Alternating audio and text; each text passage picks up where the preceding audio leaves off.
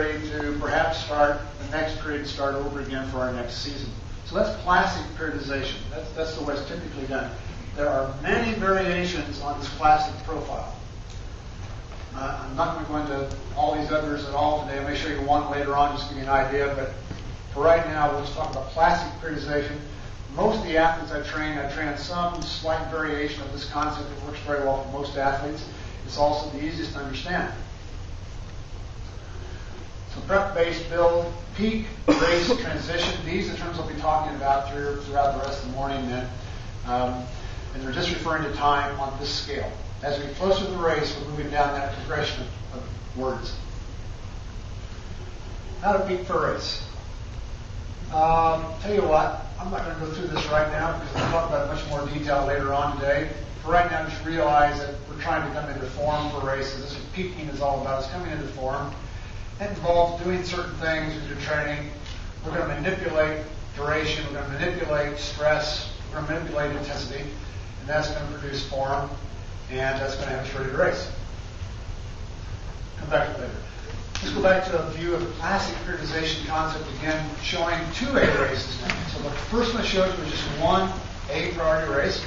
Now you're looking at a season with 2 A priority races, which is probably what most people should do.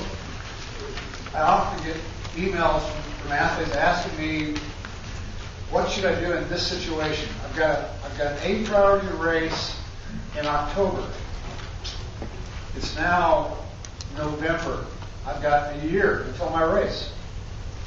Should I just go through this long base period, make my base period like 6 months long, and then have like a 3 or 4 month long build period, and then peak and then race?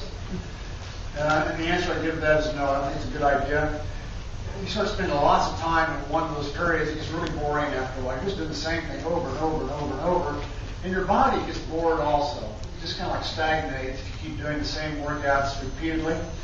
Your body needs to have new stresses added occasionally, and so I think it's a good idea to vary the training so we get new stresses every few weeks. And so what I tell the athletes to do is, let's pick out another race from your schedule. One of your B races, let's call it an A- race, if you will.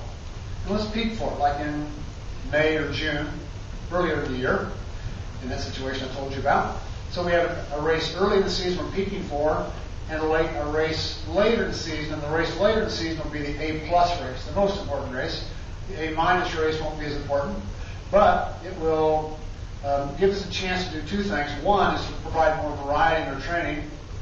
But secondly, it'll also give you a chance just to check yourself, make sure you're doing the right things to peak for a race, to kind of